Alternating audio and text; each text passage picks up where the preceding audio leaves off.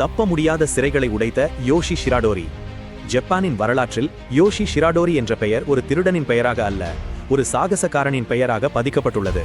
இவர் ஒன்றல்ல இரண்டல்ல 4 முறை உலகின் மிக கடுமையான பாதுகாப்பு கொண்ட சிறைகளிலிருந்து தப்பித்து காவல்துறையினருக்கு பல முறை தண்ணி காட்டிய பலே திருடன். சுதந்திரத்தின் மீது அவர் கொண்ட தீராத தாகமும் அவரின் அசாதாரணமான புத்திசாலித்தனமும் இந்த கதையின் மையமாகும். செய்யாத ஒரு குற்றத்திற்காக குற்றம் சாட்டப்பட்டதால் சிறை அதிகாரிகள் இவரிடம் மனித தன்மையற்ற முறையில் நடந்து கொண்டனர். இந்த அநீதியை உடைக்கவே அவர் தப்பிக்க முடிவெடுத்தார். முதல் தப்பித்தல் ஆமோரி சிறை. ஷிராடோரி முதலில் ஆமோரி சிறையில் அடைக்கப்பட்டார். இங்கிருந்த அதிகாரிகள் இவரிடம் மிகவும் மோசமாக நடந்து கொண்டனர். ஒரு நாள் ஷிராடோரி சிறையறையில் தனக்கு குளிக்க வழங்கப்பட்ட வாளியில் உள்ள சிறிய உலோக வளையத்தை பார்த்தார். அந்த வளையத்தை ஒரு கருவியாக மாற்ற அவர் முடிவெடுத்தார். ஒவ்வொரு நாளும் மற்ற கைதிகள் தூங்கும்போது மிக ரகசியமாக அந்த உலோகத்தை பயன்படுத்தி தனது அறையின் பூட்டை திறக்க முயன்றார். பூட்டை திறக்க நீண்ட நேரம் எடுத்தாலும் மனம் தளரவில்லை. கடுமையான முயற்சிகளுக்கு பிறகு ஒரு நாள் பூட்டை உடைத்து எளிதாக அங்கிருந்து தப்பிச் சென்றார். இந்த முதல் தப்பித்தலின் மூலம் அதிகாரிகளின் கவனத்தை ஈர்த்தார். ஆனால் சில நாட்களிலேயே மீண்டும் பிடிபட்டார்.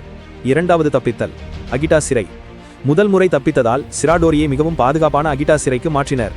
இங்கு அவரை தனிமைச் சிறையில் அடைத்தனர். இங்குள்ள சுவர்கள் மிக உயரமானவை, பாதுகாப்பும் மிக அதிகம். அவரை மிகவும் உன்னிப்பாக கண்காணித்தனர். இருப்பினும் ஷிராடோரி மீண்டும் தப்பிக்க திட்டமிட்டார். தனது அறையின் இரும்பு சன்னலில் இருந்த மரச்சட்டங்கள் நீண்ட நாட்களாக பழுது பார்க்கப்படாமல் இருப்பதை அவர் கவனித்தார். தனது படுக்கையின் உலோக சட்டத்தை வைத்து ஈரப்பதம் மற்றும் மழையின் உதவியுடன் அந்த சட்டங்களை சிறிது சிறிதாக நீக்கி வெளியேற வழிவகுத்தார். கடுமையான மழை பொழிந்த ஒரு இரவில் உயரமான சுவர்களை அசால்ட்டாக ஏறி குதித்து அங்கிருந்தும் தப்பிச் சென்றார். அவரது இந்த தப்பித்தல் ஜப்பானின் சிறைத்துறை வரலாற்றில் ஒரு பெரிய அவமானமாக கருதப்பட்டது. மூன்றாவது தப்பித்தல் அபாஷிரி சிறை. தொடர்ந்து 2 முறை தப்பித்ததால் ஷிராடோரிக்கு தப்ப முடியாத சிறை என்று கருதப்பட்ட அபாஷிரிக்கு மாற்றப்பட்டார். இது மிக கடுமையான குளிர் பிரதேசத்தில் இருந்தது. இங்கு அவரை மிகவும் பாதுகாப்பு கொண்ட தனிமைச் சிறையில் வைத்தனர்.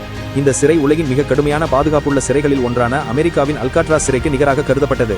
இங்கு ஷிராடோரிக்கு ஒரு புதிய சவால் காத்திருந்தது.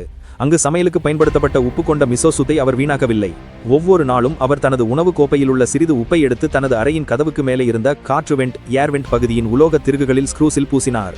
அந்த உப்பு அந்த உலோகத்தை அரித்து பலவீனமடைய செய்தது. பல மாதங்கள் இந்த காரியத்தை செய்த பிறகு ஒரு நாள் அந்த திருகுகள் எளிதாக கழன்று வந்தன. தனது உடலை எவ்வளவு முடியுமோ அவ்வளவு ஒல்லியாக மாற்றிக்கொண்ட அவர் அந்த சிறிய வெண்ட் துளையின் வழியாக தவழ்ந்து வெளியேறினார். அவர் தப்பிச் சென்றதை அறிந்த அதிகாரிகள் அதிர்ச்சியில் உறைந்து போனார்கள். உலகில் அபாஷிரி சிறையிலிருந்து தப்பித்த முதல் நபர் இவர்தான். இந்த சம்பவம் இவரை தப்பிக்கும் கலைஞர் என்று உலகறிய செய்தது. கடைசியாக அவர் சாப்போரோ சிறையில் அடைக்கப்பட்டார். அங்குள்ள அதிகாரிகள் கதவுகளுக்கு பூட்டு இல்லை என்பதை அறிந்ததால் அவர் தனது அறையின் தரைப்பலகைகளை கழட்டி அந்த துளையின் வழியாக சுரங்கம் தோண்டி மீண்டும் தப்பிச் சென்றார். பல நாட்களுக்கு பிறகு காட்டில் இருந்தபோது ஒரு காவலரால் பிடிக்கப்பட்டார். ஆனால் அந்த காவலர் இவரிடம் மிகவும் மனிதநேயத்துடன் நடந்து கொண்டார். சிறை அதிகாரிகளின் தொடர்ச்சியான மனித தன்மையற்ற நடத்தை தான் தப்ப காரணம் என்று ஷிராடோரி விளக்கினார். அந்த காவலரின் கருணையால் மனமாறிய அவர் அவரிடம் சரணடைந்தார்.